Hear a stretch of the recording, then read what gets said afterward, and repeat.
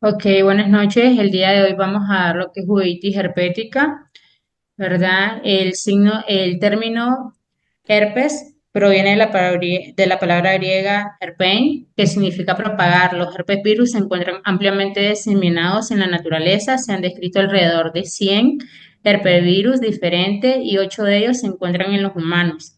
El virus del herpes simple tipo 1 y el tipo 2, el virus de la varicela zoster, los citomegalovirus, el virus de la Epstein-Barr y el virus humano, el herpes virus humanos, el 6, 7 y 8 son los más comunes. Todos los herpes virus tienden a establecer infecciones latentes o clínicamente asintomáticas en el huésped y pueden reactivarse en respuesta a ciertos estímulos. Hasta el momento no se comprende completamente el mecanismo para mantenerse en el estado de latencia. Sin embargo, hay factores que provocan la reactivación, pero igualmente esto va a depender de la respuesta inmune de cada paciente, si la reactivación tiene un curso sintomático o asintomático. Es omnipresente el herpes virus simple es omnipresente en los humanos. Los seres humanos suelen mostrar evidencias serológicas de infección en la edad media y casi el 100% de los mayores de 60 años albergan en los ganglios del trigéminos en las autopsias. La infección es la exposición al virus que se secreta de forma asintomática en las mucosas y el virus se replica intracelularmente e infecta a otras células en la mucosa por continuidad y la diseminación linfohematógena es rara. En el caso de lo que es la varicela zoster, esta es una causa de enfermedad distinta. Se observa en la infección primaria en el zóster que ocurre después de la reactivación de la infección latente y persistente por el virus de la varicela zóster en los ganglios sensoriales. La infección es la exposición al virus que se secreta de forma asintomática en la mucosa.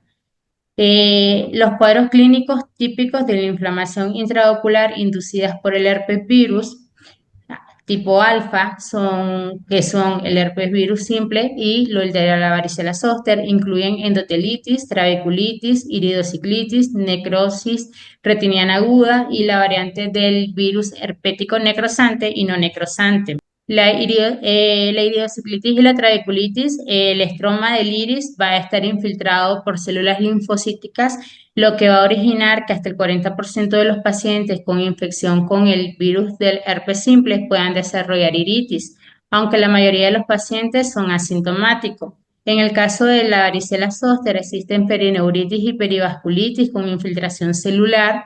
Esta inflamación va a ser crónica y va a estar compuesta principalmente por células plasmáticas y linfocitos. La patogenia de la uveitis anterior por el virus del herpes simple no está bien definida y se han aislado partículas virales intactas, pero también en el humor acuoso, pero también hay evidencia significativa de las reacciones inmunes. La iritis y el glaucoma secundario a infecciones por el herpes virus de la uvea anterior se caracterizó a finales de los años de 1970, donde se comenzaron a describir cómo era la afectación de esto. Para hablar un poco de los tipos de virus que más afectan, como es el herpes de simple tipo 1 y el de la varicela zoster, pues podemos ver que la edad de presentación promedio del virus del herpes simple va a ser de los 40 a los 50 años. No tiene una predilección de género ni de raza. Va a ser mayormente unilateral, aunque en un 18% puede ser bilateral. Su curso va a ser agudo y recurrente. Y en el caso de la varicela zoster, por lo general afecta a los mayores de 60 años, inmunocomprometidos. No tiene tampoco predilección por el género ni por la raza, es más unilateral y es agudo recurrente. En el cuadro clínico, para los dos casos, se caracteriza por un dolor ocular agudo e intenso, con un enrojecimiento, lagrimeo, fotofobia y visión borrosa. En el caso de lo que es el herpes simple, vamos a tener antecedentes de alteración corneal y en el caso de la varicela zoster, por lo general va a existir una erupción cutánea vesicular. El diagnóstico es prácticamente en ambos es clínico. En este caso, ahorita le voy a hablar un poquito del herpes. En el herpes, la afectación corneal varía entre el 33 y el 41% de los casos. Esto es importante porque podemos tener una incidencia del 60% de pacientes que no tienen nada aparentemente en la córnea y que nos hace dudar de que si es una uveitis anterior herpética o no. Entonces, tenemos que hacer, ¿verdad?, el interrogatorio, saber si hubo una afectación, porque muchas veces puede ser que veamos una queratitis activa epitelial en el momento, a como no la podemos ver. Podemos también encontrar queratitis estromales, endotelitis, cicatriz corneal antigua y una sensibilidad corneal disminuida, que esto nos ayuda bastante en los casos para hacer el diagnóstico. Entonces, esta imagen que podemos ver aquí es la típica imagen de la queratitis epitelial dendrítica que observamos, ¿verdad? En los casos activos, pero realmente es bastante raro que ya nos llegue al servicio con este tipo de afectación. Por lo general son pacientes que la tuvieron y que cuando ya llegan es por una reactivación del virus, pero sí es saberla que la podemos encontrar junto con la uveitis. Este también es un caso de otra queratitis epitelial tipo geográfica por herpes virus. No todos los herpes virus van a hacer la dendrita, también nos pueden hacer estas lesiones que son más grandes, más importantes y que son asociadas también al herpes. Eh, pero con una distribución más disforme, más importante. También las queratitis estromales, que la queratitis estromal del herpes ya no son tanto en la activación, se va a ver más que todo en la reactivación y en la replicación activa del virus. Sí, estas suelen ser más en la interacción antígeno-anticuerpo. El crecimiento puede existir este crecimiento vascular como una respuesta del mismo ojo de querer curar la lesión y frenar la activación de la inflamación. La queratitis estromal y la queratitis intersticial es lo mismo, solo que el intersticial es algo mucho más inespecífico y el estromal es más específico del herpes. Pero pues al verla clínicamente es lo mismo. Es una inflamación del estroma de la córnea y hasta los estudios actuales que no existe un estudio que nos hable de que exista la replicación del virus en este momento. Dice de que más que todo es la respuesta antígeno-anticuerpo cuando ya tenemos lo que es una afectación a nivel estromal. En cambio, en las endotelitis hay estudios controversiales que nos hablan de que sí existe una replicación viral activa en este caso y que inclusive nos puede dar con una afectación a nivel estromal por la misma falla endotelial, va a generar un edema a nivel del estroma. Pero hay que saber diferenciar cuando tenemos afectada lo que es el endotelio que cuando tenemos afectado el estroma y pueden estar las dos al mismo tiempo. También podemos encontrar precipitados queráticos al nivel de la misma endotelio. También podemos encontrar leucomas que muchas veces también van a estar posterior a estos leucomas, los precipitados queráticos y no siempre se van a localizar a nivel del ángulo de ar. Más que todo dice que cuando son por herpes lo vamos a ver detrás del leucoma que dejó la infección por el virus. Entonces también esto cuando lo miremos hay que tener una alta sospecha de que estamos delante de una uveitis herpética. Para las erupciones cutáneas vesicular provocada por lo que es el virus de la varicela zoster, tenemos algo bien característico que es el signo de Hutchinson, de que nos habla de que vamos a tener lesiones a nivel de la nariz y que estas van a afectar lo que es el tramo nasociliar del quinto nervio, del trigémino, ¿verdad?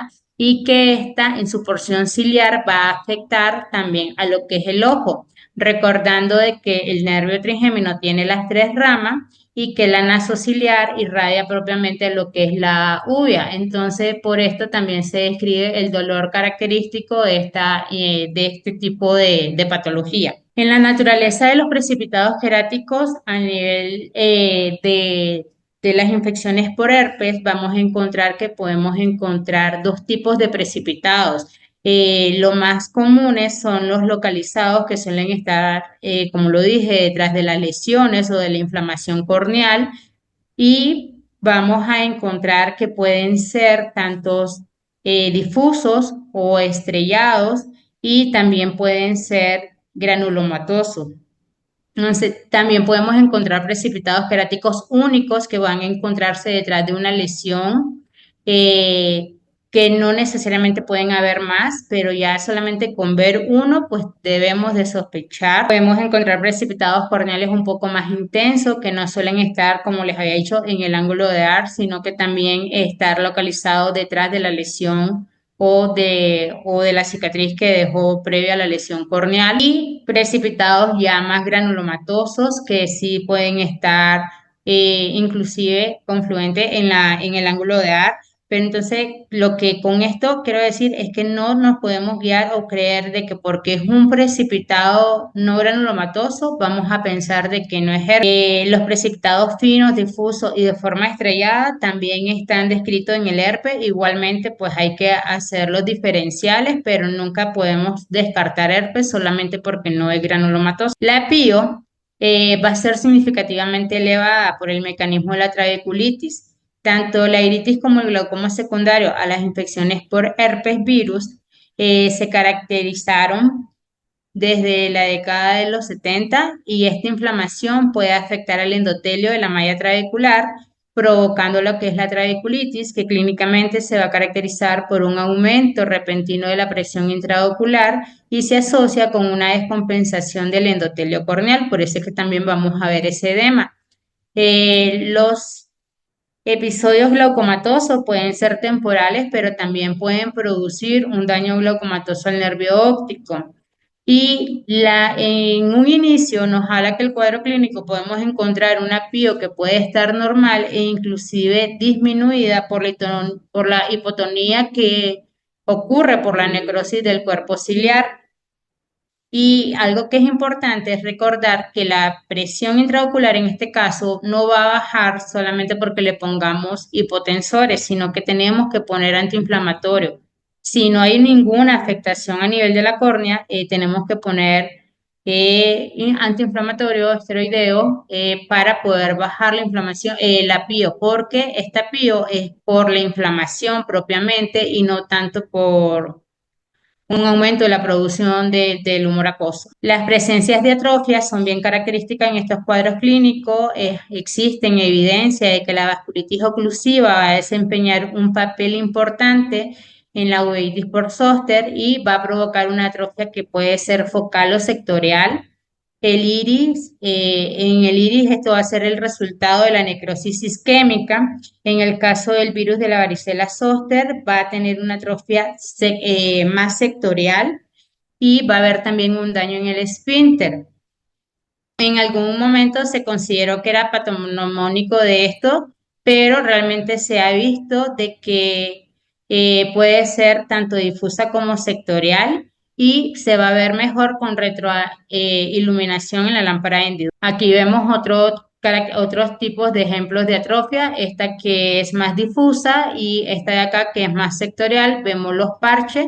La atrofia es característica de la inflamación herpética en general y puede observarse en uveitis anterior, tanto asociadas con al virus del herpes simple como al virus de la varicela zóster y hasta el citomegalovirus. En los tratamientos tenemos los tópicos, los corticosteroides, la prednisolona cada 2 horas o dependiendo del grado de inflamación que tengamos, los cicloplégicos, eh, los antivirales, en este caso sistémico, nos habla de que el antiviral tópico suele ser ineficaz realmente en el tratamiento, pero puede estar indicada en pacientes que tengan una queratoconjuntivitis por el virus del herpes simple para prevenir que las queratitis dendríticas se activen más en el caso de uso de corticoides tópicos, pero realmente esto es controversial. Nos habla más que la eficacia de antivirales sistémicos como el aciclovir a 800 miligramos 5 veces al día por 7 días nos va a dar un mejor resultado y el valaciclovir 1 gramo cada 8 horas por 7 a 10 días.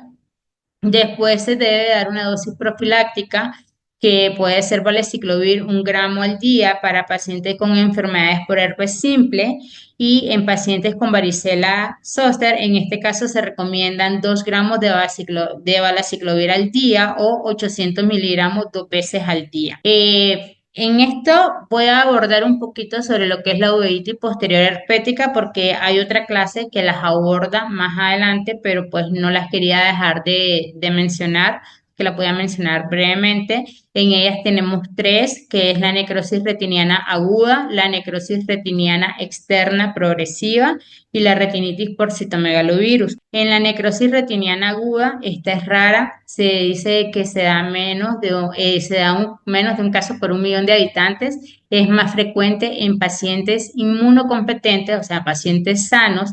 La edad promedio es desde los 9 hasta los 89 años, pero por lo general da en adultos jóvenes de los 20 a los 60 años. Están implicadas en ella el virus de la varicela zoster, el herpes simple tipo 1, el citomegalovirus y el virus de la Epstein-Barr. El riesgo de desprendimiento de retina está descrito hasta en el 80% de los pacientes y hay una bilateralización en el 70% de los casos cuando no se da el tratamiento dentro de los primeros 3 meses y no hay una causa específica de por qué da esto. Según el criterio de la Sociedad Americana para la Uveitis, los criterios que tienen para el síndrome de necrosis retiniana aguda es uno o más focos de necrosis retiniana con bordes discretos ubicados en la retina periférica. La progresión va a ser rápida en ausencia de terapia antiviral. Existirá diferenciación circunferencial o confluente. Va a haber una vasculopatía oclusiva con afectación arteriolar, una vitreitis prominente, una inflamación de la cámara anterior, neuropatía óptica, atrofia y escleritis con dolor. La evidencia de la infección por el virus del herpes simple o el virus de la varicela zoster, ya sea clínica, que el paciente no lo refiera y dice de que se debería de confirmar mediante el PCR, pero realmente estas enfermedades son más clínicas que por laboratorio. Los laboratorios como cuando ya tengamos bastante duda, pero pues sí se puede realizar inclusive la muestra de humor acuoso también nos ayuda bastante. En el cuadro clínico, pues suele comenzar con una pérdida aguda de la visión, fotofobia, miodesoxia y dolor con uveitis anterior aguda. A nivel del segmento anterior puede haber signos mínimos de inflamación, algunas veces solamente con algunos precipitados retroqueráticos, finos o moteados, y en otras veces van a ser gruesos que se ubicarán en el triángulo de Art. Va a haber una inflamación de 3 o más cruces. También puede haber edema corneal, sinequias posteriores y pío elevada. O sea, un cuadro clínico bastante variable. A nivel del segmento posterior, vamos a encontrar una inflamación intensa, una vitreitis y dice la literatura también que a partir de las 2 semanas se va a desarrollar la triada clásica que se caracteriza por arteriolitis retiniana, oclusiva, vitreitis y una retinitis periférica multifocal de color blanco amarillento como observamos en estas imágenes. También vemos esta imagen característica que es esa lesiones blanca amarillenta en la periferia conocida como guantes de dedos que van confluyendo hasta llegar al centro y avanzan rápidamente en ausencia del tratamiento. Es por eso la importancia de cuando tengamos un paciente con signos de inflamación, o sea, dilatarlo y verle la periferia, no solamente el polo posterior. También podemos encontrar lesiones vasculares, esas vasculitis y también las hemorragias que son producto de la oclusión. Dentro de los diagnósticos diferenciales están los citomegalovirus, está la toxoplasmosis y la sífilis. El diagnóstico es clínico, pero pues se requiere muchas veces el PCR para identificar el tipo de herpes en caso de dudas diagnósticas y la muestra de humor acuoso, como le dije, pues nos sirve bastante de gran rentabilidad. En el tratamiento de esto es aciclovir endovenoso de 5 a 10 miligramos por kilogramo peso cada 8 horas en el virus por herpes simple. Y en el caso de la varicela, en este sería de 10 a 15 miligramos por kilogramo peso cada 8 horas, de 10 a 14 días y se continúa con aciclovir 800 miligramos cada 4 horas por 6 semanas hasta 16 semanas. Esto es un poco controversial porque hay estudios de que dicen de que no, que o sea que no hay un tiempo en específico para dar el tratamiento, siempre y cuando la actividad o sea, la inflamación esté activa, hay que dar esta terapia con estas dosis altas. Y una vez que ya no existan datos de inflamación, de actividad, entonces en ese caso sí ya bajar lo que es el tratamiento y que pues se puede dar valaciclovir 1 gramo diario hasta por 3 meses. En el tratamiento ayudante también se habla del Foscarnet, que intravitrio, que se pone 2,4 miligramos en 0,1 ml, ayuda bastante. Y este estudio que comparto aquí, pues lo que él habla es lo que les acabo de decir, o sea que realmente dar palaciclovir no es necesario dar un tiempo en específico, no es necesario dar hasta 14 días, sino que mientras existe inflamación se tienen que dar con dosis alta, tanto endovenosa o oral. Lo ideal es darlo por vía endovenosa. Y en estos otros dos artículos, lo que nos habla es más que todo eso del tratamiento profiláctico para el desprendimiento de retina. Como una de las complicaciones que tiene esta enfermedad son los desprendimientos de retina, entonces hay autores que dicen de que hay que dar panfotocoagulación para evitar el desprendimiento, pero solamente, por ejemplo, en este estudio que tanto los dos, que este es el de la academia, nos dice de que solamente si hay un alto riesgo de desprendimiento o un alto riesgo de isquemia, que se dé realmente la panfoto. Pero si no, pues no tiene realmente una base así como 100% que nos va a ayudar a evitar el desprendimiento de retina. Igualmente, la vitrectomía por PAS plana como método profiláctico. Lo que es lo que es el tratamiento sistémico versus oral, pues nos dicen de que no hay una gran diferencia significativa en la agudeza visual final, no hay diferencias significativas tampoco para evitar el desprendimiento de retina. Los pacientes tratados con aciclovir versus endovenoso versus el valaciclovir vía oral dan la misma respuesta y las reactivaciones son similares. Y lo más importante, pues, es proteger el ojo contralateral.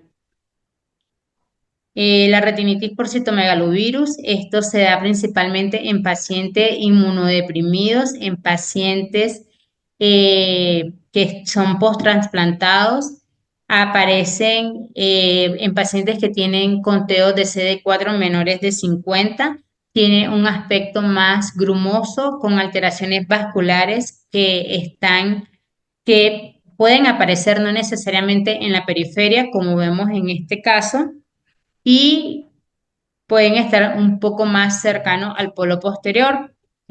También va a tener las hemorragias que dan esa descripción de pizza de tomate y queso. Tiene ese patrón granular. Si el paciente realmente no tiene una inmunosupresión o no ha recibido ningún trasplante, entonces es como nos habla de que no es tan sospechosa de esta patología y que en este caso no se debería ni demandar lo que es citomegalovirus, porque realmente es la clínica la que nos lo va a decir y cuando tenemos ese antecedente de que el paciente lo acaban de inmunosuprimir, de que el paciente tiene un VIH o el paciente tuvo un trasplante, entonces cuando más debemos de sospechar de ella. Y el tratamiento va a ser con valganciclovir oral de 900 miligramos o 1 gramo cada 12 horas por 2 semanas.